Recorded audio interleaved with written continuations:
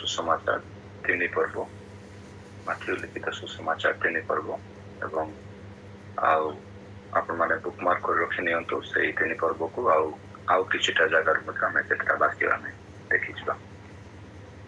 किछि दिन हे गलाणी मु परमेश्वर को वाक्य रो विशेष करी सेप्टेम्बर मास मु प्रार्थना करुली एवं अनेक गुड़िक व्यक्तिगत भाव में मोर चैलेंजेस गुड़िक अच्छी मिशनरी मिशन सेवा कार्य विशेष करी प्रार्थना रे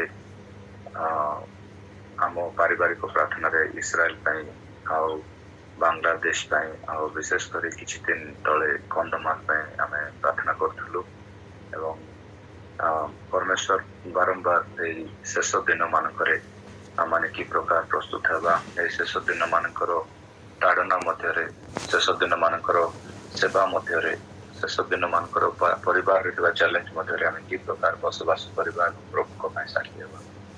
ठीक से प्रकार वाक्य प्रभु तांके कढ़ाई नहीं आसुले आज यही मसरे गत काली मु विषय को ध्यान करुली एवं प्रभु से जीवंत वाक्य जड़े प्रकृति आम जदि जड़े महान दास सी अच्छा बाप्तिस्मिक जहन एवं आम विषय जीवन रू विषय वाक्य जहाँ लेखा अच्छी से विषय को लेकिन आसतु आम विषय परमेश्वर वाक्य शिखी ना।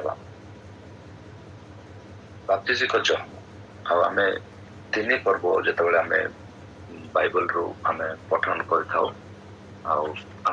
स्पष्ट भाव में देखी पारिबा जे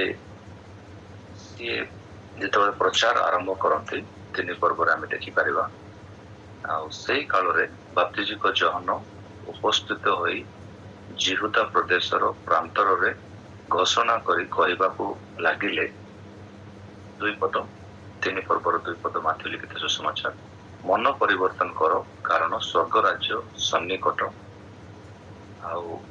एठी आमे देखि पारुछु तांको पाखरे गोटे स्पेसिफिक मेसेज देला गोटे स्पेसिफिक मेसेज से विषय को लेकिन मु प्रथम आपण समस्त को उपस्थापन करने चाहे जो बाप्तिस्मिक जहन से जने सामान्य शिष्य नथिले बाइबल रो ज्ञानी माने बाइबल रो जो विशेष शिक्षक मान छथि से माने कहउछंती जे सही दिन मान करे बाइबल रे एसेंस कहि कि गोटे गोष्ठी थिले जो माने कि आमे अमेरिका देशर मे बी 1570 से कालर से समय को जो देखा से समय प्यूरिटेन्स कहीकि गोटे गोष्ठी रोले प्यूरिटेन्स प्यूरिटेन्स अमेरिका रे जो माने बसवास करथिले से माने एसेंस कहीकि जो बाइबल रे आमे देखुवा गोष्ठी जहाँ सहित बाप्तिस्मिक जहन को तुलना करा जायछि से माने गोटे विशेष गोष्ठी जो माने कि साधारण लोक मानक मध्य बसवास करि नथिले से माने साधारण जन मध्यरु से माने दूर को जाइकी अरण्य रे से माने बसवास करथांती एवं से मानकर गोटे ही लक्ष्य थाए जे आमे प्रभु को वाक्य अनुसार आमे जीवन काटिबा एवं आमे पवित्रतार जीवन काटिबा एवं आमे ए जगत ठारू पृथक होइकी जीवन काटिबा बाइबल रो ज्ञानी माने कहते जे सेमानको मध्यरु जणे हेई पारंती बाप्तिस्मिक जहन जे कि आमे देखि पारुछु जे हठात से जिहुदा प्रांतर को आसुछंती से घोषणा करबा को लागुछन। अच्छा ठीक अछि व्हाट वाज हिज मेसेज जो बाप्तिस्मिक जहन गोटे तांको पाखरे गोटे पृष्ठभूमि थिला तांको पाखरे गोटे संदेश थिला तांको पाखरे गोटे मेसेज थिला किंतु से मेसेज कोन आमे जेतोले देखुछु से मेसेज बहुत स्पष्ट 1 2 एवं 3 आमे जेतोले पढुछु लेखा अछि मन परिवर्तन करो कारण स्वर्ग राज्य सन्निकट ଭାବବାଦୀଙ୍କ ଦ୍ୱାରା ଆଉ ଯାହାଙ୍କ ବିଷୟରେ ଏହି ବାକ୍ୟ ଉକ୍ତ ହୋଇଥିଲା। ତିନିଟା ବିଷୟ ଏଠି ଆମେ ଦେଖିପାରୁଛୁ। ଏଇ ପ୍ରଥମ ବିଷୟରେ ଆମେ ତିନିଟା ସବ୍ ହେଡିଂରେ ଆମେ ଦେଖିପାରିବା। ଯିଶାୟ ଭାବବାଦୀ, ଆମେ ଯିଶାୟ 40 ପର୍ବ ତାର 3 ପଦରେ ଆମେ ଦେଖିପାରୁଛୁ ବାପ୍ତିଜିଙ୍କ ଜନ୍ମ ଗ୍ରହଣ କରିଥିବା 700 ବର୍ଷ ପୂର୍ବେ ଆଉ ସେ ଏହି ବିଷୟକୁ ଘୋଷଣା କରିଥିଲେ। ଆଉ ସେଇ ମେସେଜକୁ ନେଇକି ବାପ୍ତିଜିଙ୍କ ଜହନ ଆସିଥିଲେ।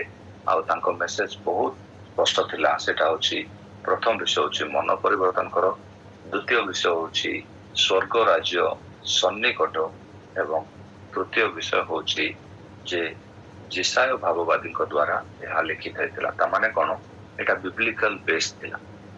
ତ ପ୍ରିୟ ଆଉ ପ୍ରଭୁଙ୍କ ଦାସ ଦାସୀଗଣ, ଆପଣ ମାନଙ୍କୁ ସମସ୍ତଙ୍କୁ ମୁଁ ଏ ବିଷୟରେ ଜଣେ ପ୍ରଭୁଙ୍କ ଦାସ ଗୋଟେ ମିଶନାରୀ ଭାବରେ ମୁଁ ଆପଣମାନଙ୍କୁ କହିବା ପାଇଁ ଚାହୁଁଛି ଯେ ଆମମାନଙ୍କର ଜୀବନରେ ପ୍ରତ୍ୟେକଙ୍କର ଜୀବନରେ we should carry a message. We should carry a message for this mess age. এটা ମୁଁ ଅନେକ ଥର ମୁଁ ଆପଣମାନଙ୍କୁ ଆଉ I have been repeatedly sharing about this, that a message for the mess age. ଏଇ ଆଉ ଭୟଙ୍କର ପ୍ରକାରର ବିଗିଡ଼ି ଯାଇଥିବା ସଂସାରରେ ଆମମାନଙ୍କ ପାଖରେ ଗୋଟେ ସନ୍ଦେଶ ଥିବାର ଅଛି। ତ କଣ ସେ ସନ୍ଦେଶ ରହିବାର ଅଛି? ବାପ୍ତିଜିଙ୍କ ଜହନ କେତେ ଦିନ ସେ ସେବା କରିଥିଲେ, ତାଙ୍କ ପାଖରେ କେବଳ ଗୋଟିଏ ମେସେଜ ହିଁ ଥିଲା, ଗୋଟିଏ message, and his life spoke about it. ତାଙ୍କ ଜୀବନ ଏ ବିଷୟକୁ ନେଇକି ଉଲ୍ଲେଖ କରିଥାଏ। ଆଉ ସେଇ ମେସେଜ ହଉଛି ଆଉ 3 ଭାଗରେ ଆଉ ବିଭକ୍ତ। ଆଉ ପ୍ରଥମ ଭାଗ ହଉଛି ମନ ପରିବର୍ତ୍ତନ କର, ଦ୍ୱିତୀୟ ଭାଗ ହଉଛି ଆଉ ସ୍ୱର୍ଗ ରାଜ୍ୟ ସନ୍ନିକଟ। That means he spoke to people directly. ବହୁତ ସ୍ପଷ୍ଟ ଭାବରେ ସେ ଗୋଟେ ସ୍ପଷ୍ଟ ଭାବରେ ସେ ଏଇ ସନ୍ଦେଶକୁ ସେ ଆଣୁଥିଲେ ଯେ ମନ ପରିବର୍ତ୍ତନ କରିବାର ବହୁତ ଆବଶ୍ୟକ ଅଛି। ଆଜି ମଧ୍ୟ ଦେଖନ୍ତୁ ଲୋକମାନେ ଆଉ ମନ ପରିବର୍ତ୍ତନ କରୁନାହାନ୍ତି। ସେମାନେ ସବୁ କିଛି କରୁଛନ୍ତି କିନ୍ତୁ ମନକୁ ସେମାନେ ପରିବର୍ତ୍ତନ କରିବା ପାଇଁ ସେମାନେ ନିଜେ ପରମିଶନ ଦେଉନାହାନ୍ତି। ଆଉ ଦ୍ୱିତୀୟ ବିଷୟ ଆମେ ଦେଖିପାରୁଛୁ ସ୍ୱର୍ଗ ରାଜ୍ୟ ଯେଉଁ ବାପ୍ତିଜିଙ୍କ ଜହନଙ୍କ ସମୟରେ ହିଁ ସନ୍ନିକଟ ଥିଲା, ଆଜି ଆମେ ଆଉ କେତେ ପାଖରେ ଅଛୁ? Are we able to calculate that time? ବହୁତ ଆମେ ପାର୍ଶ୍ୱରେ ଅଛୁ। ଆଉ ସେତିକି ନୁହେଁ, ଆମମାନଙ୍କର ମେସେଜ ବାଇବଲ ବେସ୍ ହେଇଥିବାର ଅଛି, ବାଇବଲ ବ୍ୟାକଗ୍ରାଉଣ୍ଡ ହେଇଥିବାର ଅଛି। ଆଉ ବାପ୍ତିଜିଙ୍କ ଜହନଙ୍କର ମେସେଜ ଆମେ ଦେଖିପାରୁଛୁ ସ୍ପଷ୍ଟ ଭାବରେ। It was the message that was shared by Isaiah the prophet. ଯିଶାୟ ଭାବବାଦୀଙ୍କ ଦ୍ୱାରା ଏଇଟା ପ୍ରଚାରିତ ହେଇଥିଲା, ଲିପିବଦ୍ଧ ହେଇଥିଲା। ସେଥିପାଇଁ এই 3ଟା ବିଷୟକୁ ଆମେ ଦେଖିନେବା। ଆମମାନଙ୍କ ଜୀବନରେ ଯଦି ଆମେ କିଛି ଆଉ ଏଇ ସଂସାରକୁ, ଏଇ ଜଗତକୁ ଆମେ ଯଦି କିଛିଟା ସନ୍ଦେଶ ଦେବା ପାଇଁ ଚାହୁଁଛୁ, so whether we have these 3 parts, one is ଲୋକମାନଙ୍କୁ ପହଞ୍ଚୁଛି କି ସେଇ ରିପେଣ୍ଟେନ୍ସ, ଲୋକମାନଙ୍କର ମନ ପରିବର୍ତ୍ତନ ହଉଛି କି? ଦ୍ୱିତୀୟ ବିଷୟ, ଆମେ ସ୍ୱର୍ଗ ରାଜ୍ୟ ପାଇଁ ପ୍ରଚାର କରୁଛୁ କି? ସ୍ୱର୍ଗ ରାଜ୍ୟ ସନ୍ନିକଟ ହେଲାଣି, ସେ ସମୟର ସୀମାକୁ ଆମେ ଜାଣିପାରୁଛୁ କି? ତୃତୀୟ ବିଷୟ, ବାକ୍ୟ ଅନୁସାରେ ଆମେ ପ୍ରଚାର କରୁଛୁ କି? What is the basis? What is the background? Is my message biblical based? ଏଇଟା ପ୍ରଥମରେ ବାପ୍ତିଜିଙ୍କ ଜହନଙ୍କ ଜୀବନରେ ଆମେ ଦେଖିପାରୁଛୁ। ଦ୍ୱିତୀୟ ବିଷୟକୁ ଯିବା। ଦ୍ୱିତୀୟ ବିଷୟ ହଉଛି, ପ୍ରଥମ ବିଷୟ ହଉଛି ଜନ୍ସ ମେସେଜ, ଦ୍ୱିତୀୟ ବିଷୟ ହଉଛି ଜନ୍ସ ଇଣ୍ଟିଗ୍ରିଟି। ବାପ୍ତିଜିଙ୍କ ଜହନଙ୍କ ଅଖଣ୍ଡତା। ମୁଁ ଯେତେବେଳେ ଗୁଗଲ ଟ୍ରାନ୍ସଲେଟ ୟୁଜ କରୁଥିଲି, when I was searching about integrity, ମୁଁ ଭାବୁଥିଲି ଏଟା କେବଳ ପଇସାକୁ ନେଇକି, ପଇସାରେ ଥିବା ବିଶ୍ୱସ୍ତତା ବିଷୟରେ ହିଁ ବୁଝାବ, କିନ୍ତୁ ଗୁଗଲରେ ମଧ୍ୟ ଏତେ ଆଉ କଠିନ ଓଡ଼ିଆ ଶବ୍ଦକୁ ବ୍ୟବହାର କରାଯାଇଛି, ଆଉ ଏତେ ସ୍ପଷ୍ଟ ଭାବରେ ଲେଖା ଅଛି ବାପ୍ତିଜିଙ୍କ ଜହନଙ୍କର ଅଖଣ୍ଡତା। That means he was a great man of integrity. ତାଙ୍କର ଇଣ୍ଟିଗ୍ରିଟି କି ପ୍ରକାର ଥିଲା? His clothes, 4 ପଦ ଯଦି ଆମେ ଦେଖିବା, ସେହି ଜହନ ଓଟ ଲୋମର ବସ୍ତ୍ର ପିନ୍ଧୁଥିଲେ। ଏବଂ ସେତିକି ନୁହେଁ, ଆଉ ତାଙ୍କର ଖାଦ୍ୟ ବିଷୟରେ ଲେଖା ଅଛି, ପୁଣି ତାଙ୍କ ଖାଦ୍ୟ ଆଉ ପଙ୍ଗପାଳ, ଆଉ ସେତିକି ନୁହେଁ, ବନ ମଧୁ ଥିଲା। You just see the simplicity, the simple clothing and simple fooding. Usually आम जो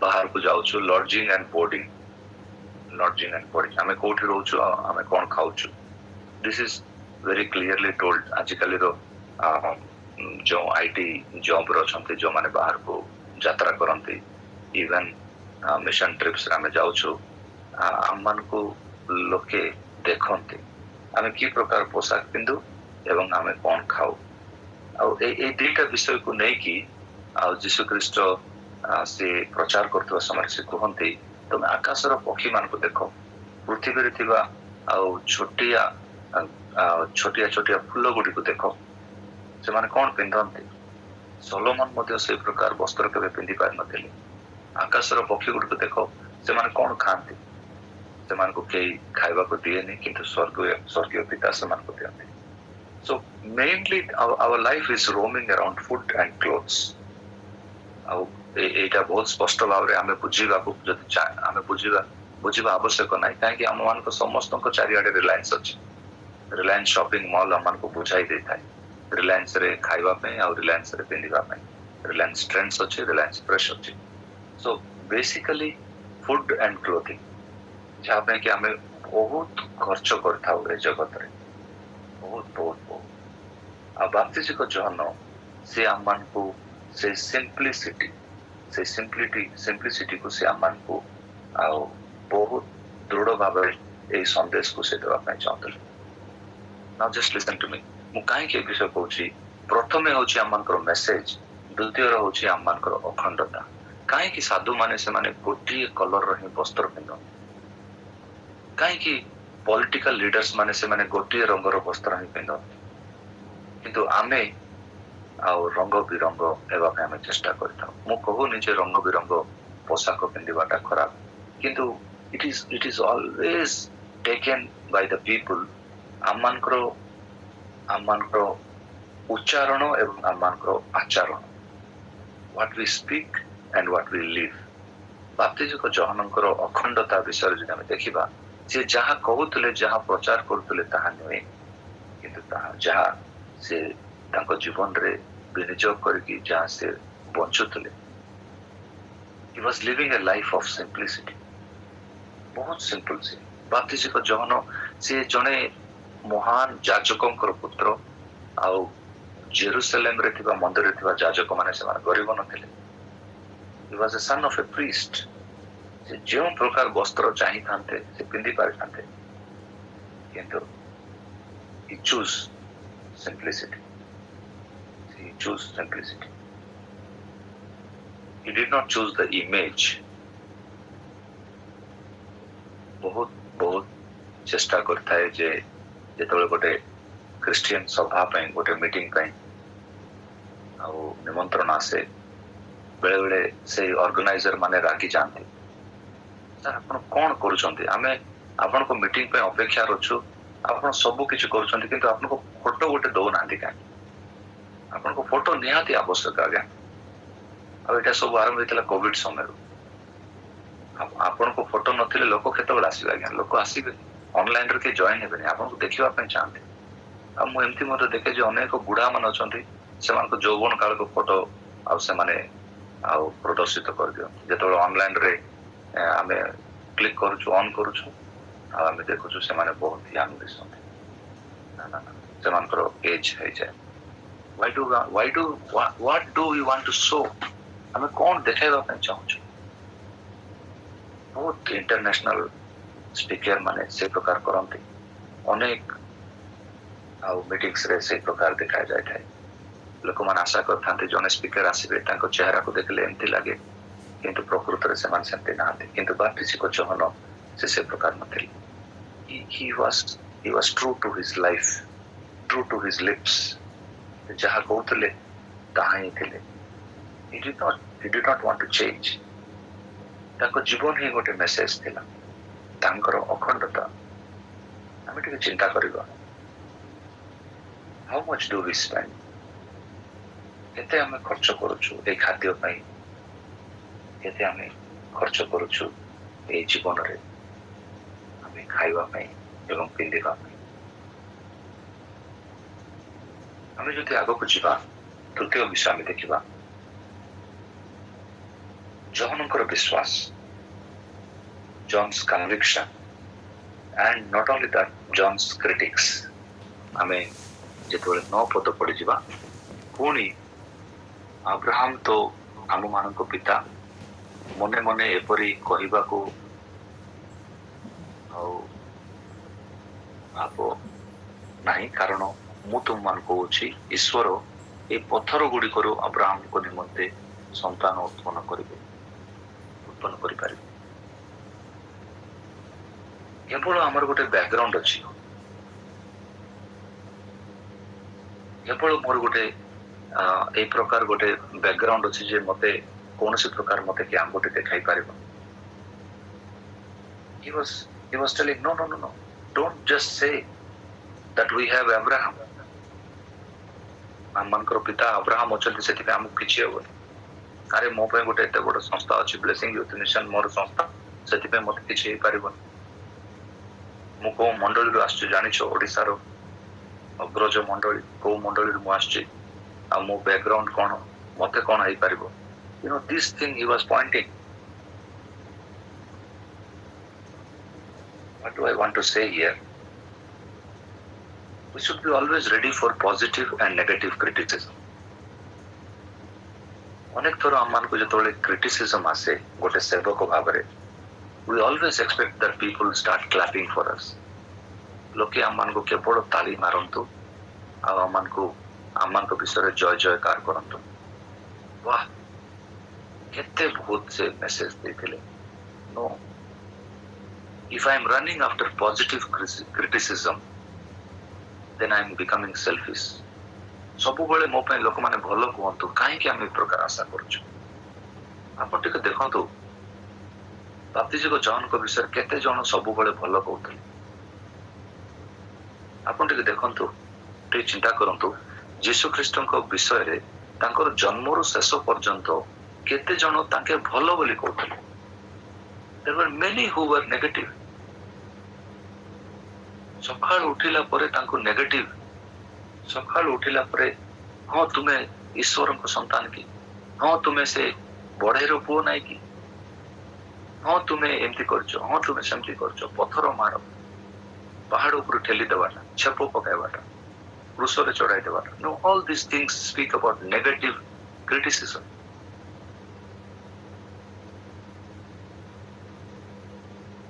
Many times we are so much acquainted with positives, we don't want to face negative.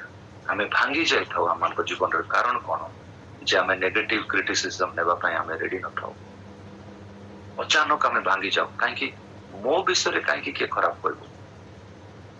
ମୁଁ ଏତେ ବର୍ଷ ହେଲା କରୁଛି, ମୁଁ ହିଁ ଆରମ୍ଭ କରିଛି, ମୁଁ ହିଁ ଷ୍ଟେଜରେ ଅଛି, ମୁଁ ହିଁ କଢାଇ ନଉଛି, ତ ମୋ ବିଷୟରେ ନେଗେଟିଭ କିଏ କହିପାରିବ?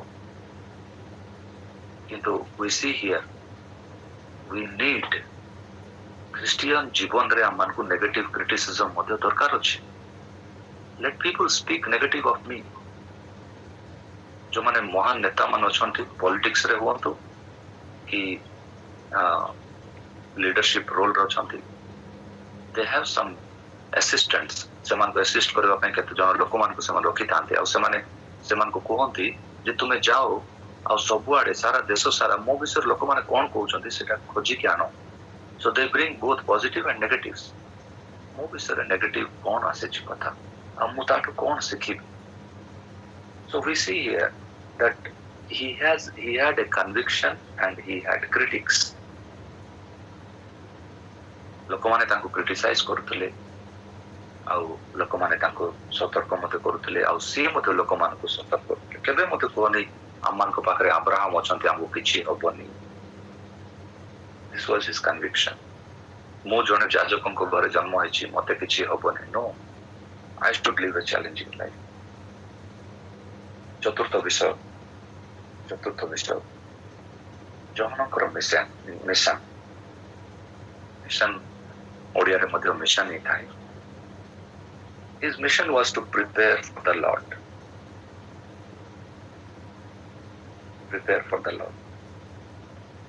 ଲୋକମାନଙ୍କୁ ପରମେଶ୍ୱରଙ୍କ ନିମନ୍ତେ ପ୍ରସ୍ତୁତ କରିବି, ଲୋକମାନଙ୍କୁ ପ୍ରସ୍ତୁତ କରିବି, ଲୋକମାନଙ୍କୁ ଯେକୌଣସି ମାର୍ଗରେ ମଧ୍ୟ ହଉ ସେମାନଙ୍କୁ ମୁଁ ପ୍ରିପେୟାର କରିବି ପରମେଶ୍ୱରଙ୍କର ଦ୍ୱିତୀୟ ଆଗମନ ପାଇଁ। ଯୀଶୁଖ୍ରୀଷ୍ଟଙ୍କର ପ୍ରଥମ ଆଗମନ ପାଇଁ ବାପ୍ତିଜିକ ଜହନ ପ୍ରିପେୟାର କରୁଥିଲେ, ଆଉ ଆମେ ଦ୍ୱିତୀୟ ଆଗମନ ପାଇଁ ପ୍ରିପେୟାର କରିବା। କିନ୍ତୁ I have a question here. My doubt is, ଆମେ ସମସ୍ତଙ୍କୁ ପ୍ରସ୍ତୁତ କରୁଛୁ, ମୁଁ ନିଜେ ପ୍ରସ୍ତୁତ ଅଛି କି? ଆମେ ସମସ୍ତଙ୍କୁ ପ୍ରସ୍ତୁତ କରୁଛୁ, ମୋ ପରିବାରର ପରିଜନ ମାନେ ପ୍ରସ୍ତୁତ ଅଟନ୍ତି କି? Are my family members prepared? ମୋ ପରିବାରର ପ୍ରତ୍ୟେକ ସଦସ୍ୟ ମୋ ସହିତ ସ୍ୱର୍ଗକୁ ଯିବାର ଅଛି। Am I ready for that? ଏଇ ଦିନ ମାନଙ୍କରେ 2-3 ମାସ ହେଲାଣି ଆଉ ମୁଁ 2-3ଟା ଫ୍ୟୁନରାଲ କୁ ଯାଇଥିଲି, ଯୋଉଠି ପରିବାରର ପରିଜନ ମାନେ ସ୍ୱର୍ଗବାସ ହେଇଯାଇଛନ୍ତି। ଆଉ ବିଶେଷ କରି 2-3ଟା ଫ୍ୟୁନରାଲ ମୁଁ ଯୋଉଠି ଯାଇଥିଲି, ସେଇଠି ବାପା ମାନେ ସେମାନେ ଜୀବିତ ଅଟନ୍ତି, ସେମାନଙ୍କର ପୁତ୍ର ମାନେ ସ୍ୱର୍ଗବାସ ହେଇଗଲେ। ବାପା ମାନେ ଅଛନ୍ତି। ଭାବୁଥିଲି ଟିକେ, ଗୋଟେ ଦିନ ଥିଲା ଯେ ବାପା ମାନେ ବୁଢା ହେଇଗଲେ, ସେମାନେ ଚାଲି ଯାଉଥିଲେ, ଆଉ ପୁଅ ମାନେ ବାପା ମାନଙ୍କର ଦାୟିତ୍ୱ ନେଇ ଯାଉଥିଲେ। ଆଉ ପୁଅ ମାନେ କହୁଥିଲେ ଆମ ବାପା ଚାଲିଗଲେ, ପରିବାରରେ ମୁଁ ହିଁ ସବୁଠାରୁ ବଡ, ଆଉ ଯାହା ମଧ୍ୟ ପରିବାରର ଭାର ରହିବ ମୋ ଉପରେ ରହିବ। କିନ୍ତୁ 85 ବର୍ଷ, 90 ବର୍ଷ, 100 ବର୍ଷର ବାପା ମାନେ ଅଛନ୍ତି, ଆଉ ପୁଅ ମାନେ ତାଙ୍କ ସାମ୍ନାରେ ଚାଲି ଯାଉଛନ୍ତି। God was teaching me. ପ୍ରଭୁ ମତେ ସେଇ ଫ୍ୟୁନରାଲ କୁ ଯିବା ସମୟରେ ପ୍ରଭୁ ମୋ ସହିତ କଥା ହଉଥିଲେ। ସେଇ ବାପା ମାନେ ସେମାନଙ୍କର ଦାୟିତ୍ୱକୁ ସେମାନେ ପରିପୂର୍ଣ୍ଣ କରିଅଛନ୍ତି, ସମ୍ପୂର୍ଣ୍ଣ କରିଅଛନ୍ତି। They prepared their son. ଆଶ୍ଚର୍ଯ୍ୟ ଭାବରେ ଯେଉଁ ପରିବାର ଗୁଡ଼ିକୁ ମୁଁ ଯାଉଥିଲି, ଆଉ ସେଠି ବାପା ମାନେ ସେମାନେ କ୍ରନ୍ଦନ କରୁଥିଲେ। ସେମାନେ ଏଥିପାଇଁ ସେମାନେ କାନ୍ଦୁ ନଥିଲେ ଯେ ଆମ ପୁଅ ମାନେ ପରିତ୍ରାଣ ପାଇନାହାନ୍ତି, ସେମାନେ ମଦ ପିଇକି ମରିଗଲେ। ନାହିଁ, ସେମାନେ ଏଥିପାଇଁ କ୍ରନ୍ଦନ କରୁଥିଲେ ଆଉ ଦୁଃଖିତ ଥିଲେ ଯେ ଆମ ପୁଅ ମାନେ ପରିତ୍ରାଣ ପାଇଛନ୍ତି, ଆମ ପୁଅ ମାନେ ଆମକୁ ଛାଡିକି ଚାଲି ଯାଇଛନ୍ତି, but we have that assurance that they are saved. ସେମାନେ ପରିତ୍ରାଣ ପାଇକି ସ୍ୱର୍ଗକୁ ଯାଉଛନ୍ତି। କେତେ ମହାନ ବିଷୟଟା। ସମୟ ନାହିଁ, ସମୟ ନାହିଁ। ବାପ୍ତିଜିକ ଜହନଙ୍କର ବାପା ସେ ଜୀବିତ ଥିଲେ କି ନାହିଁ ମୁଁ ଜାଣିନି, କିନ୍ତୁ ବାପ୍ତିଜିକ ଜହନ ବହୁତ କମ ସମୟରେ ଯୀଶୁଖ୍ରୀଷ୍ଟଙ୍କ ଆଗମନ ଆଗରୁ ହିଁ ସେ ଚାଲିଗଲେ। ଯୀଶୁଖ୍ରୀଷ୍ଟ ତାଙ୍କର ସେବା କାର୍ଯ୍ୟ ସମ୍ପୂର୍ଣ୍ଣ ଭାବରେ ଆରମ୍ଭ କରିବା ଆଗରୁ ହିଁ ସେ ଚାଲିଗଲେ, ଆଉ ତାଙ୍କୁ ହତ୍ୟା କରାଯାଇଥିଲା। He knew that he may have to die one day. ଆଉ ଅତି ଶୀଘ୍ର ହେଇପାରେ ସେ ଜଣେ ଭାବବାଦୀ, ଆଉ ତାଙ୍କୁ ତ ଏତିକି କମ ସେ କମ ଏତିକି ଚାଳନା ଥିବ ଯେ ତାଙ୍କ ସେବା କାର୍ଯ୍ୟ ବହୁତ କମ, ତାଙ୍କର ଜୀବନ ବହୁତ କମ, ତାହାର ଡାଉଟ ମୁଁ କହୁନି, ତାଙ୍କର ସେବା କାର୍ଯ୍ୟ ବହୁତ କମ। ଆମମାନଙ୍କ ମଧ୍ୟରେ ଯଦି ଆମେ ଭାବୁଛୁ ମୁଁ ଆହୁରି 30 ବର୍ଷ ସେବା କରିବି, ମୁଁ ଆହୁରି 20 ବର୍ଷ ସେବା କରିବି, ମତେ କିଛି ହବନି,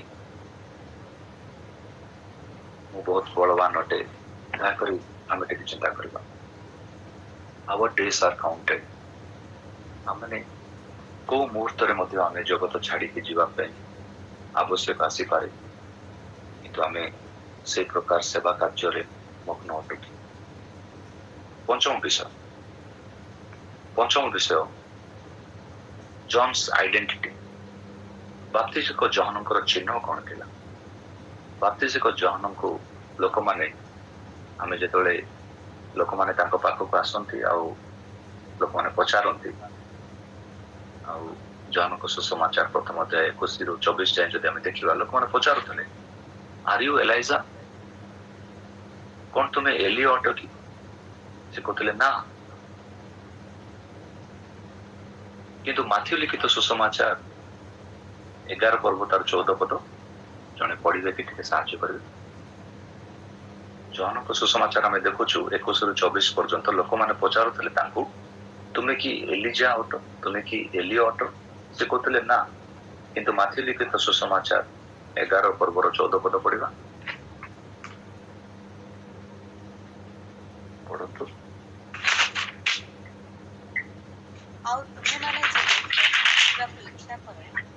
ତେବେ ଯେଉଁ ଏଲିୟଙ୍କ ଆସିବାର ଏ ସେହି ଯାହାର କାନ ଅଛି ସେ ଶୁଣୁ। ଯାହାର କାନ ଅଛି ସେ ଶୁଣୁ। ତୁମେ ଯେଉଁ ଏଲିୟଙ୍କ ଆସିବା ବିଷୟରେ ତୁମେ ଶୁଣୁଥିଲ ଇଏ ସେଇ ଏଲିୟ ଅଟନ୍ତି। What is this confusion? ଲୋକମାନେ ପଚାରୁଛନ୍ତି ତୁମେ ଏଲିୟ କି? ସେ କହୁଛନ୍ତି ନା ନା ମୁଁ ଏଲିୟ ନୁହେଁ। କିନ୍ତୁ ଯୀଶୁ ଖ୍ରୀଷ୍ଟ ଯେତେବେଳେ କହୁଛନ୍ତି ତାଙ୍କ ବିଷୟରେ ନିଶ୍ଚିତ ଭାବରେ ଯୀଶୁ ଖ୍ରୀଷ୍ଟ ମିଥ୍ୟା କଥା କହୁନାହାନ୍ତି, ସେ ସତ୍ୟ କହୁଛନ୍ତି। ଆଉ ସେ କହୁଛନ୍ତି ତୁମେ ଯେଉଁ ଏଲିୟଙ୍କ ବିଷୟରେ ଅପେକ୍ଷା ଥିଲ ଇଏ ସେଇ ଏଲିୟ। So ପ୍ରିୟ ବନ୍ଧୁ ମାନେ, it is of less concern what people tell about me, it is of more concern what Jesus tells about me. ଲୋକମାନେ ମୋ ବିଷୟରେ କହୁଛନ୍ତି ତାହା ମୋ ପାଇଁ ଯାଇ ଆସେ ନା। ଲୋକମାନେ ଆମମାନଙ୍କୁ ଭାବବାଦୀ କହିପାରିବେ, ଲୋକମାନେ ଆମମାନଙ୍କୁ ମିରାକଲ ୱାର୍କର କହିପାରିବେ, ଲୋକମାନେ ମତେ ଡାଇରେକ୍ଟର କହିପାରିବେ, ଲୋକମାନେ ମତେ ଫାଉଣ୍ଡର କହିପାରିବେ। It is of less concern. That doesn't matter. ମୁଁ ଡକ୍ଟର ହେଇପାରେ, ମୁଁ କେତେ କଣ ହେଇପାରେ, କିନ୍ତୁ the matter that concerns is what do Jesus tell about. ଯୀଶୁ ଖ୍ରୀଷ୍ଟ ମୋ ବିଷୟରେ କଣ କହିବେ, that is the matter. That should be the matter. ଏହା ଏକମାତ୍ର କନସର୍ନ କରିବାର ଅଛି ଯେ ମୋ ପିତାମାତା ମୋ ପାଇଁ କଣ କହୁଛନ୍ତି, ମୋ ପାଳକ ଆଜ୍ଞା ମୋ ପାଇଁ କଣ କହୁଛନ୍ତି, ମୋର ପ୍ରତିବାସୀ ମୋ ପାଇଁ କଣ କହୁଛନ୍ତି, ମୋର ବନ୍ଧୁବାନ୍ଧବ ମୋ ପାଇଁ କଣ କହୁଛନ୍ତି। That doesn't matter. Never be so much worried about it. ତା ପାଇଁ ଆପଣ ଚିନ୍ତା କରନ୍ତୁ ହିଁ କରନ୍ତୁ ନାହିଁ। କିନ୍ତୁ କଣ ପାଇଁ ଆମେ ଚିନ୍ତା କରିବା ଯେ ଯୀଶୁ ଖ୍ରୀଷ୍ଟ ମୋ ବିଷୟରେ କଣ କହୁଛନ୍ତି। ହଁ, ଲୋକମାନେ ମୋ ବିଷୟରେ ଏଲିୟ କହୁଛନ୍ତି, ତମେ ଜାଣିନ କି ମୁଁ ହିଁ ସେ ଏଲିୟ। ସେ କେବେ ସେମିତି କହିବ? He said, I am not. ମୁଁ ନାହିଁ। But ଯୀଶୁ ଖ୍ରୀଷ୍ଟ କହୁଛନ୍ତି yes, he is that person. So what is our identity? ସମାଜରେ ଆମମାନଙ୍କର ଚିହ୍ନ କଣ?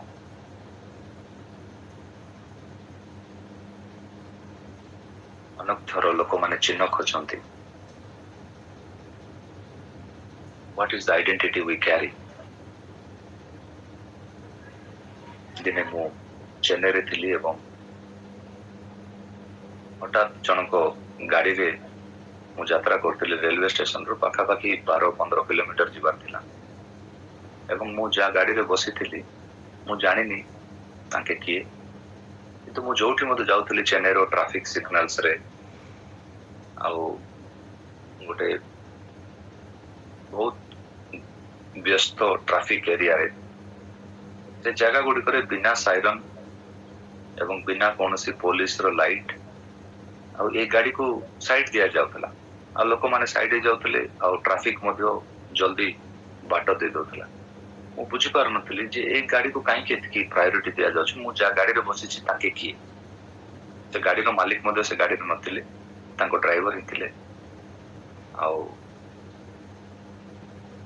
ମୁଁ ପହଞ୍ଚିଲା ପରେ ସେ ଗାଡିର ସାମ୍ନା ପଟେ ଯାଇକି ମୁଁ ଦେଖୁଥିଲି କଣ ହେଇଥିଲା ଏ ଗାଡି, କାହିଁକି ଏ ଗାଡିକୁ ସବୁ ଜାଗାରେ ପୋଲିସ କ୍ଲିୟରେନ୍ସ ମିଳିଯାଉଥିଲା। ଆଉ ଗାଡିର ସାମ୍ନା ପଟେ ମୁଁ ଦେଖିପାରିଲି ଯେ ଗୋଟେ ଚିହ୍ନ ଲାଗିଛି, ଆଉ ସେ ଚିହ୍ନ ହଉଛି ତାମିଲନାଡୁ ସେକ୍ରେଟେରିଏଟ। ଗୋଟେ ଚିହ୍ନରେ ଏତେ ଶକ୍ତି ଅଛି ଯେ ତାମିଲନାଡୁର ସେକ୍ରେଟେରିଏଟର ଯଦି କୌଣସି ଗାଡି ଥିବ ଆଉ ସେମାନଙ୍କୁ ଏତିକି ପ୍ରାୟୋରିଟି ଦିଆଯାଏ ଯେ ଟ୍ରାଫିକରେ ମଧ୍ୟ ସେମାନଙ୍କୁ ରହିବା ପାଇଁ ହବ। ଲୋକମାନଙ୍କୁ ସେଇ ପ୍ରକାର ଭିଆଇପି ଆଇଡେଣ୍ଟିଟି ମଧ୍ୟ ରୁହେ ବେଳେବେଳେ। ସେମାନେ କୌଣସି ଗହଳି ଭିତରେ ରହିବା ପାଇଁ ଚିନ୍ତା କରନ୍ତି ନାହିଁ, ସେମାନଙ୍କୁ ଅଗ୍ରଜ ସ୍ଥାନ ମିଳିବାର ଅଛି। ଯୀଶୁ ଖ୍ରୀଷ୍ଟ ମଧ୍ୟ କହୁଥିଲେ ଯେତେବେଳେ ତୁମେ ଗୋଟେ ସଭାକୁ ଯାଅ ସେଠି ସବୁଠାରୁ ବେଷ୍ଟ ସିଟ୍ ପାଇଁ ତୁମେ ଆଶା କର ନାହିଁ, ସେଟା ଫାରୁସୀ ମାନେ କରନ୍ତି। ବାପ୍ତିଜିକ ଜହନଙ୍କର ସ୍ଥାନ ଯଦି ପ୍ରଚାରର ଏତେ ଲୋକ ତାଙ୍କ ପଛରେ ଥିଲେ, ଯୋସେଫସ୍ କହିକି ଜଣେ ହିଷ୍ଟୋରିଆନ ସେ କୁହନ୍ତି ଯେ ସେ ଦିନ ମାନଙ୍କରେ ହେରୋଦଙ୍କ ଠାରୁ ଅଧିକ ପପୁଲାରିଟି ତାଙ୍କର ଥିଲା। ଆଉ ସେତିକି ଜଣେ ବିଖ୍ୟାତ ହେଇଥିବା ଲୋକ ସେ କେବଳ ଅରଣ୍ୟରେ ସେ ରୁହନ୍ତି, ତାଙ୍କର ଆଇଡେଣ୍ଟିଟି। ଆଗକୁ ଯିବା। ଷଷ୍ଠ ବିଷୟ, ଷଷ୍ଠ ବିଷୟ ହଉଛି ଜନ୍ସ ପାୱାର। ଏଇ ମାଥ୍ୟୁ ଲିଖିତ ସୁସମାଚାର 3 ପର୍ବ ତାର 7 ପଦ ଏବଂ 19 ପଦ ଯଦି ଆମେ ଦେଖିବା, ଲୁକ ଲିଖିତ ସୁସମାଚାର 3 ପର୍ବର 19 ପଦ ଦେଖିବା। ଲୁକ ଲିଖିତ ସୁସମାଚାର 3 ପର୍ବର 19 ପଦ ଦୟାକରି ପଢିବେ।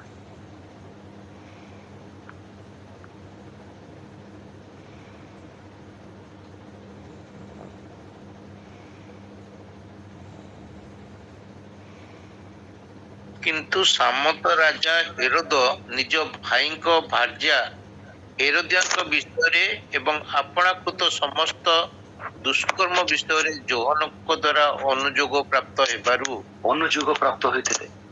ଜଣେ ରାଜା ଅନୁଯୋଗ ପ୍ରାପ୍ତ ହୋଇଥିଲେ। ଆଶ୍ଚର୍ଯ୍ୟ। ମାଥ୍ୟୁ ଲିଖିତ ସୁସମାଚାର 3 ପର୍ବର 7 ପଦରେ ଦେଖୁଛୁ, କିନ୍ତୁ ଫାରୁସି ଓ ସାଧୁମାନଙ୍କ ମଧ୍ୟରୁ ଅନେକ ବାପ୍ତିସ୍ମ ନିମନ୍ତେ ଆସିଅଛନ୍ତି। ଏହା ଦେଖି ସେ ସେମାନଙ୍କୁ କହିଲେ, ହେ କାଳ ସର୍ପର ବଂଶ। Now how did he knew this? ମୋର ଡାଉଟ୍ ଏହା ଯେ ବାପ୍ତିଜିକ ଜହନ କି ପ୍ରକାର ଏସବୁ ଜାଣିଲେ ଆଉ କି ପ୍ରକାର ଅନୁଯୋଗ କରୁଥିଲେ ଏସବୁ। The thing is, ବାପ୍ତିଜିକ ଜହନଙ୍କ ପାଖରେ ଗୋଟେ ଶକ୍ତି ଥିଲା, ଆଉ ସେ ଶକ୍ତି ହେଉଛି the power to discern. He did not have healing power. ତାଙ୍କ ପାଖରେ ସୁସ୍ଥତାର ବର ନଥିଲା, ଆଶ୍ଚର୍ଯ୍ୟ କାର୍ଯ୍ୟର ବର ନଥିଲା, ଅଦ୍ଭୁତ କାର୍ଯ୍ୟ କରିବାର ବର ନଥିଲା, କିନ୍ତୁ ତାଙ୍କ ପାଖରେ ଗୋଟିଏ ବର ଥିଲା। ସେଇଟା ହେଉଛି ଲୋକମାନେ ଯୋଉମାନେ ପାପୀ ଅଟନ୍ତି ସେ ପାପରୁ ସେମାନେ ମନ ଫେରାଇବାର ଅଛି। ଆମେ ଯେତେବେଳେ ଲୋକ ସମୂହ ମଧ୍ୟକୁ ଯାଉଛୁ, are we able to discern the people? ମୁଁ ଭାବୁଛି ଏଇଟା ଖ୍ରୀଷ୍ଟିଆନ ଜୀବନରେ ଗୋଟେ ୱିକନେସ୍। ଆମେ ଯଦି ଜାଣିପାରୁନୁ ଆମ ସାମ୍ନାର ଲୋକ କି ଲୋକ, ଆମେ ଯାହା ସହିତ କଥା ହଉଛୁ ସେ କି ପ୍ରକାର ଲୋକ, ତାର ବ୍ୟାକଗ୍ରାଉଣ୍ଡ କଣ, are we able to detect, identify? ବାପ୍ତିଜିକ ଜହନ ସେ ଡିଜାର୍ନ କରିପାରୁଥିଲେ। he had the power to discern.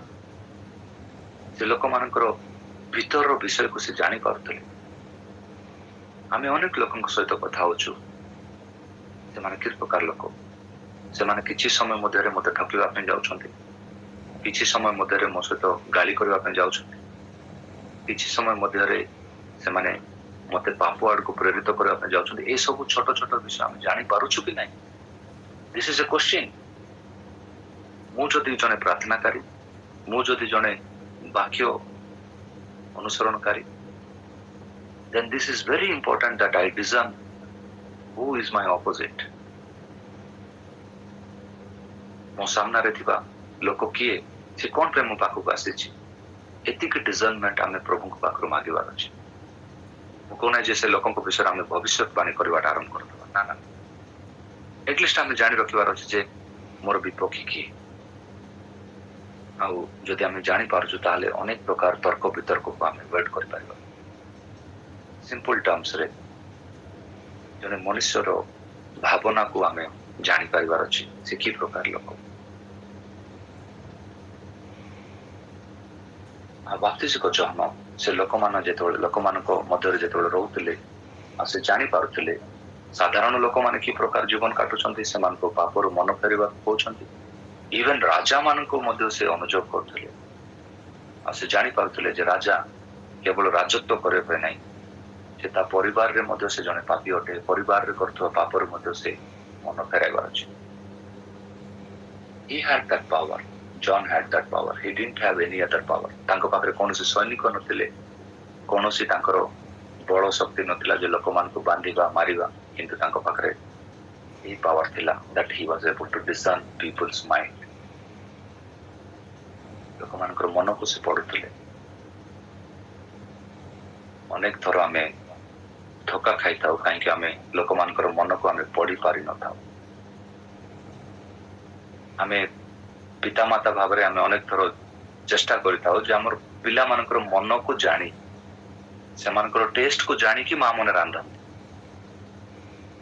ପିଲାମାନେ ସବୁଦିନ ଉଠିଲା ପରେ କୁହନ୍ତି ନାହିଁ ଯେ ମତେ ଏଇଟା ଦରକାର, ରବିବାର ଦିନ ଏହା ଖାଇବାର ଅଛି, ଏଇ ମାଂସ ଆଣ, ଏଇ ମାଛ ଆଣ। ମା ମାନେ ଜାଣନ୍ତି ସେମାନଙ୍କର ମନକୁ। This is ଡିଜର୍ନମେଣ୍ଟ।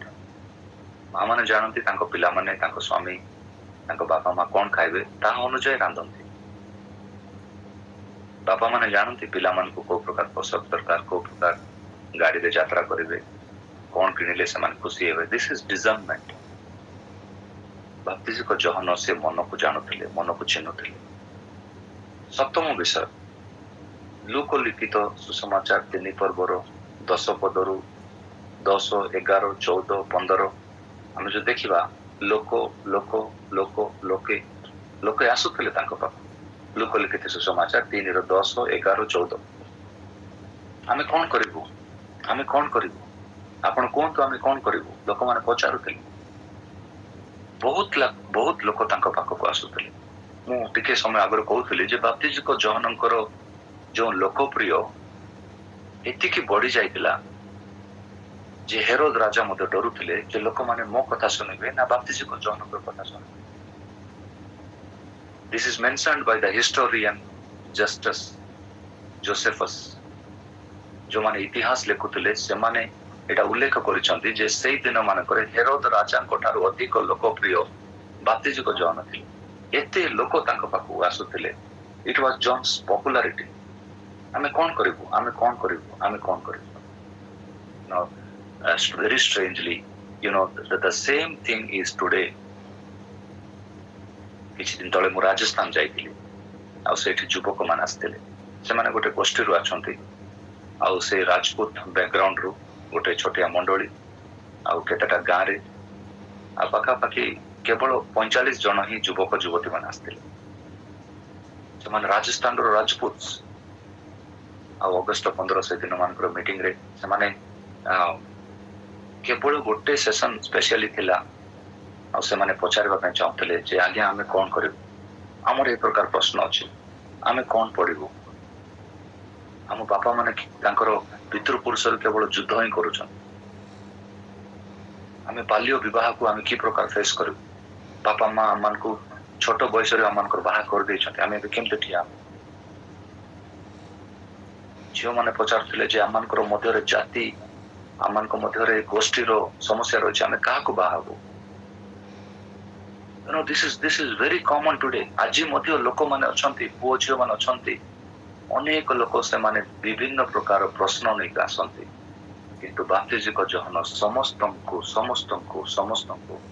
ସମସ୍ତଙ୍କୁ ସେ ଜବାବ ଦଉଥିଲେ, ଉତ୍ତର ଦଉଥିଲେ। He had an answer। That's why he was popular। ସମସ୍ତଙ୍କ ପାଇଁ ଗୋଟେ ଉତ୍ତର ଥିଲା ତାଙ୍କ ପାଖରେ। ଉତ୍ତର ମାନେ ଗୁଗଲରୁ ଖୋଜିକି ଦେବାଟା ନୁହେଁ। ଉତ୍ତର ହଉଛି ଯେ ପ୍ରଭୁ ତାଙ୍କୁ ଦେଇଥିବା ଚାଳନା ଅନୁଯାୟୀ ସେ ଗୋଟେ ଆତ୍ମିକ ଜୀବନ ପାଇଁ ଗୋଟେ ସମାଧାନ ଲୋକମାନଙ୍କୁ ଦଉଥିଲେ। ଆଉ ଲୋକମାନଙ୍କୁ ଜଣାଉଥିଲେ ଯଦି ତମେ ଏଇ ପ୍ରକାର ପରିସ୍ଥିତିରେ ଆସିଛ, ପୋଲିସ ମାନେ, ତୁମେ ମିଲିଟାରୀ ପୋଲିସ, ତୁମେ କଣ କରୁଛ, ତୁମେ ଅନ୍ୟାୟରେ ବଳ ପ୍ରୟୋଗ କର ନାହିଁ। Don't use your power. ଅନ୍ୟାୟରେ ପୋଲିସ ମାନେ ସମସ୍ତଙ୍କ ପାଇଁ ତାଙ୍କ ପାଖରେ ଜବାବ ଥିଲା।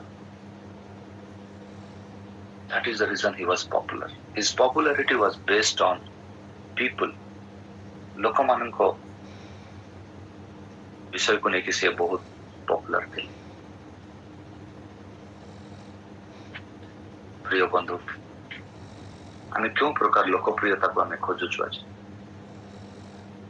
ଆମେ ଦେଖିପାରୁଛୁ ମାଥ୍ୟୁ ଲିଖିତ ସୁସମାଚାର 3 ପର୍ବର 5 ପଦରେ ଲେଖା ଅଛି ଯେ ଲୋକମାନେ ଜେରୁସାଲେମରୁ, ଜୁଡେୟାରୁ ଏବଂ ଜର୍ଦ୍ଦନ ପାଖରୁ ମଧ୍ୟ ଲୋକମାନେ ତାଙ୍କ ପାଖକୁ ଆସୁଥିଲେ। 5 ପଦରେ ଲେଖା ଅଛି, ସେତେବେଳେ ଜେରୁସାଲେମ ଓ ସମଗ୍ର ଜିହୁଦା ପ୍ରଦେଶ ପୁଣି ଜର୍ଦ୍ଦନ ନିକଟବର୍ତ୍ତୀ ସମସ୍ତ ଅଞ୍ଚଳର ଲୋକମାନେ ବାହାରି ତାଙ୍କ ନିକଟକୁ ଆସିବାକୁ ଲାଗିଲେ। ମାଥ୍ୟୁ 3:5। ଆଜିର ସେବା କାର୍ଯ୍ୟରେ ଆମେ ଏଜ ଏ ମିଶନାରୀ ମୁଁ ଦେଖୁଥିଲି ଯେ ଆମେ ଅନେକ ଗାଁକୁ ଯାଉଛୁ। ଅନେକ ଗାଁକୁ ଗଲା ପରେ ମଧ୍ୟ ଲୋକମାନେ ବହୁତ କମ ଶୁଣୁଛୁ। ମୋ ପାଇଁ ଗୋଟେ ଏଟା ଚ୍ୟାଲେଞ୍ଜ। ଆମେ ଅନେକ ଗାଁକୁ ସୁସମାଚାର ନେଇକି ଯାଉଛୁ, କିନ୍ତୁ ଲୋକମାନେ ବହୁତ କମ ଶୁଣୁଛନ୍ତି। କିନ୍ତୁ ବାପ୍ତିଜିଙ୍କ ଜହନଙ୍କର ମିନିଷ୍ଟ୍ରି ଏମିତି ଥିଲା ଯେ ସେ ଗୋଟେ ଜାଗାରେ ଥିଲେ, ସେ ଅନେକ ଗାଁକୁ ଯାଇନାହାନ୍ତି, କିନ୍ତୁ ଲୋକମାନେ ତାଙ୍କ ପାଖକୁ ଆସୁଥିଲେ।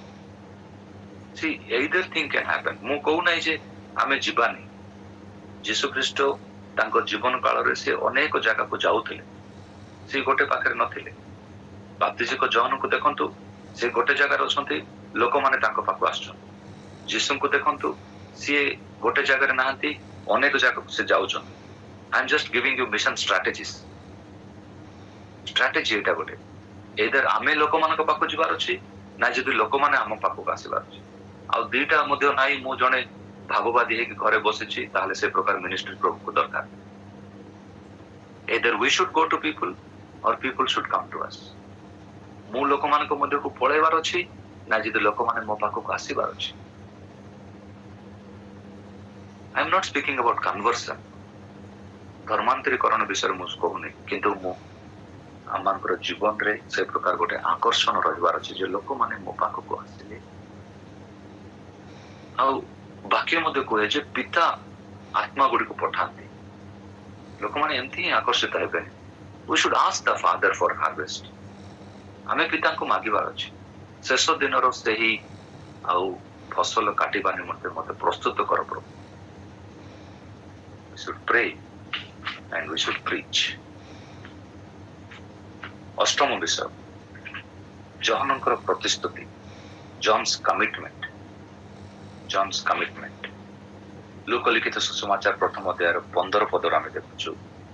ଆଉ ସ୍ୱର୍ଗଦୂତ ତାଙ୍କ ବାପା ମାଙ୍କୁ ଜଣାଇଥିଲେ ଯେ ଏଇ ପୁତ୍ର ଯିଏ ଜନ୍ମ ହେବେ ସେ ମାତାର ଗର୍ଭରୁ ହିଁ ପବିତ୍ର ଆତ୍ମାରେ ପୂର୍ଣ୍ଣ ହେବେ। This was John's commitment. ତାଙ୍କର ପ୍ରତିଶ୍ରୁତି ଏହା ଥିଲା ଯେ ସେ ମାତାର ଗର୍ଭରୁ ପବିତ୍ର ଆତ୍ମାରେ ପୂର୍ଣ୍ଣ ହେଇଥିଲେ। that speaks about something. ପବିତ୍ର ଆତ୍ମା ପାଇବା ପାଇଁ କୌଣସି ବୟସ ଦରକାର ନାହିଁ, କୌଣସି ଗ୍ରାଜୁଏସନ ଦରକାର ନାହିଁ।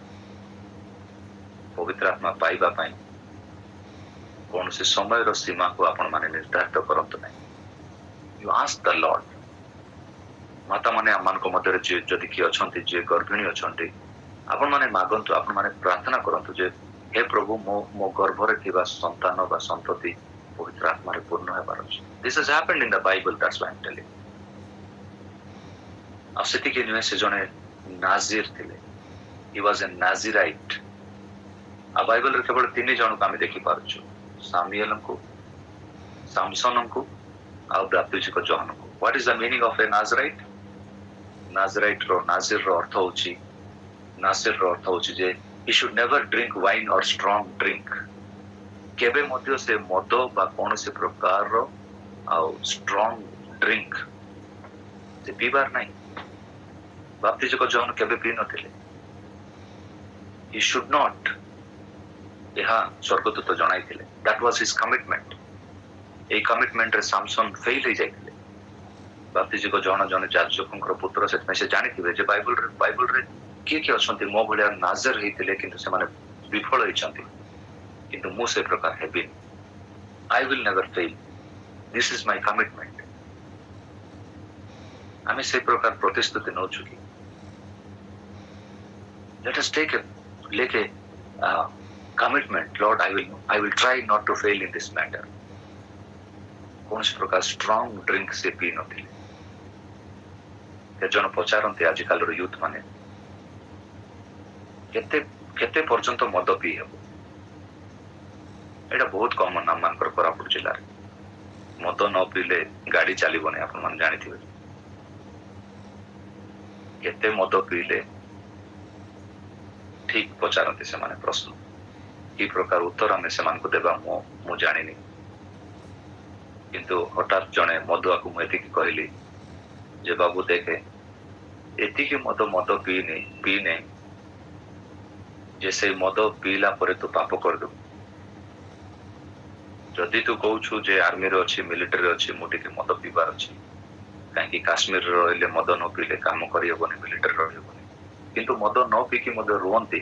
କିନ୍ତୁ ଏକ୍ସଟ୍ରିମ ଚାଇନା ବର୍ଡରରେ ଯୋଉମାନେ ଆଉ କାମ କରନ୍ତି, ମିଲିଟାରୀରେ ଅଛନ୍ତି, ସେମାନେ ମଦ ପିଅନ୍ତି। ସେମାନେ ନ ପିଇଲେ ବଞ୍ଚି ପାରିବେନି। କିନ୍ତୁ ଏତିକି ମଦ ପିଇନେ, ନ ପିଇ ଯେ ତୁ ମଦ ପିଇକି ମାତାଲ ହେଇଯିବ, ମାତାଲ ହେଲା ପରେ ପାପ କରିବୁ। This was John's commitment. He will never drink. ସେ ବଞ୍ଚିବା ପାଇଁ ନାହିଁ କି ମରିବା ପାଇଁ ନାହିଁ, ସେ କେବେ ମଧ୍ୟ ସେ ପ୍ରକାର କାମ କରିନା। He never drank or wine or strong drinks.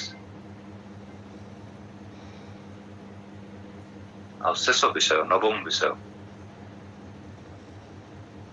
ଆମେ ଦେଖିପାରୁଛୁ, ଆମେ ଟିକେ ପଢିଯିବା ଏଇ ପଦଟାକୁ ଆମେ ପଢିକି ଆମେ ଶେଷ କରିବା। ଜହନ ଲିଖିତ ସୁସମାଚାର 3 ପର୍ବ ତାର 29 ଏବଂ 30 ପଦ। ଜହନଙ୍କ ଲିଖିତ ସୁସମାଚାର 3 ପର୍ବ ତାର 29 ଏବଂ 30 ପଦ।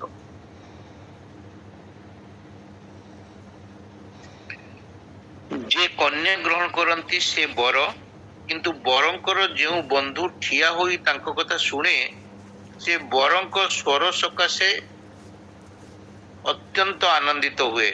ଅତଏବ ମୋର ଏହି ଆନନ୍ଦ ପୂର୍ଣ୍ଣ ହୋଇଅଛି। ତାହାଙ୍କୁ ଅବଶ୍ୟ ବୃଦ୍ଧି ପାଇବାକୁ ହେବ, କିନ୍ତୁ ମୋତେ ହ୍ରାସ ହେବାକୁ ହେବ। ତାହାଙ୍କୁ ବୃଦ୍ଧି ପାଇବାକୁ ହେବ ଏବଂ ମୋତେ ହ୍ରାସ ହେବାକୁ ହେବ। ନବମ ବିଷୟ, ଏ ନବମ ମାସରେ ଆମେ ଆଜି ପଦକ୍ଷେପ କରୁଅଛୁ। ସେପ୍ଟେମ୍ବର ମାସର ପ୍ରଥମ ଦିନ এই 9ଟା ବିଷୟ ଆମେ ମନେ ରଖିବା। ଆଉ ଶେଷ ବିଷୟ ହେଉଛି John the Baptist, he gave first place to Christ always. ଯୀଶୁ ଖ୍ରୀଷ୍ଟଙ୍କୁ ପ୍ରଥମ ସ୍ଥାନ ସେ ସବୁବେଳେ ଦେଇଛନ୍ତି। ବାପ୍ତିଜିକ ଜହନଙ୍କର ଲୋକପ୍ରିୟତା ଏତେ ଅଧିକ ଥିଲା ଯେ ସେ ଯେତେବେଳେ ବାପ୍ତିସ୍ମ ଦଉଥିଲେ ତାଙ୍କ ଶିଷ୍ୟମାନଙ୍କୁ ଡାଉଟ ଆସିଲା ଯେ ହେ ପ୍ରଭୁ, ହେ ଗୁରୁ, ତମେ ହିଁ ଆମ ଗୁରୁ ନା ଆମେ ସେ ପାଖରେ ଆଉ ଜଣେ ଅଛନ୍ତି ତାଙ୍କ ପାଖକୁ ଯିବୁ। ଏତେ ଲୋକପ୍ରିୟତା ତାଙ୍କର ଥିଲା, ବହୁତ ବଡ଼ ମିନିଷ୍ଟ୍ରି ଥିଲା, କିନ୍ତୁ ସେ କହୁଛନ୍ତି ଯେ ସିଏ ବୃଦ୍ଧି ପାଇବାକୁ ହେବ ଏବଂ ମୁଁ ହ୍ରାସ ହେବାକୁ ହେବ। ଆଉ ଯୀଶୁ ଖ୍ରୀଷ୍ଟ ତାଙ୍କ ବିଷୟରେ କହୁଛନ୍ତି, ସେଇ ଜହନ ଲିଖିତ ସୁସମାଚାର 5 ପର୍ବର 35 ପଦ ପଢିବା।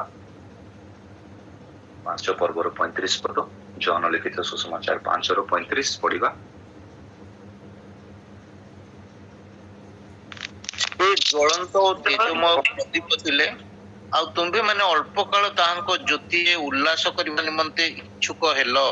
ୟେସ୍, ଜ୍ୱଳନ୍ତ ଓ ଦୀପ୍ତିମୟ। John was a lamp that burned and gave light. କାହିଁକି ମୁଁ ଶେଷରେ এই ବିଷୟ କହୁଛି ଆପଣମାନଙ୍କୁ? ସବୁବେଳେ ଆମେ ଯୀଶୁ ଖ୍ରୀଷ୍ଟଙ୍କୁ ପ୍ରଥମ ସ୍ଥାନ ଦେବା, ୟାର ଅର୍ଥ ଏହା ନୁହେଁ ଯେ ଆମେ କେବେ ଜଳିବା। ହଁ, ମୁଁ ଜାଣିଛି ଆମମାନଙ୍କ ମଧ୍ୟରେ ଆଜି ଅନେକ ଅଛୁ ଯୋଉମାନେ ଆମେ ଆମ ଭିତରେ ଜଳୁଛୁ। ଆମ ଭିତରେ ଅନେକ ଦୁଃଖ ଅଛି, କଷ୍ଟ ଅଛି। ବାପ୍ତିଜିକ ଜହନଙ୍କର ଦୁଃଖ ଥିଲା, କଷ୍ଟ ଥିଲା, ଯନ୍ତ୍ରଣା ଥିଲା। ତାଙ୍କର ମରଣର ସମାଚାର ମଧ୍ୟ ତାଙ୍କ ହାତରେ ଥିଲା, କିନ୍ତୁ ସେ ଜଳୁଥିଲେ। କଣ ପାଇଁ ସେ ଜଳୁଥିଲେ? ଅନ୍ୟମାନଙ୍କୁ ଦୀପ୍ତିମୟ କରିବା ପାଇଁ, ଅନ୍ୟମାନଙ୍କୁ ଜ୍ୟୋତି ଦେଖାଇବା ପାଇଁ, ଅନ୍ୟମାନଙ୍କୁ ବାଟ ଦେଖାଇବା ପାଇଁ।